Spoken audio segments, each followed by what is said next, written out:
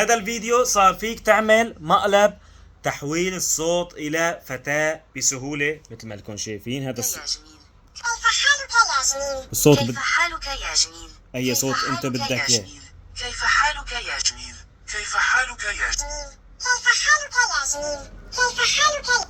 أكثر من 50 صوت مختلفين عن بعض فيك تحول الصوت عن طريق هذا التطبيق.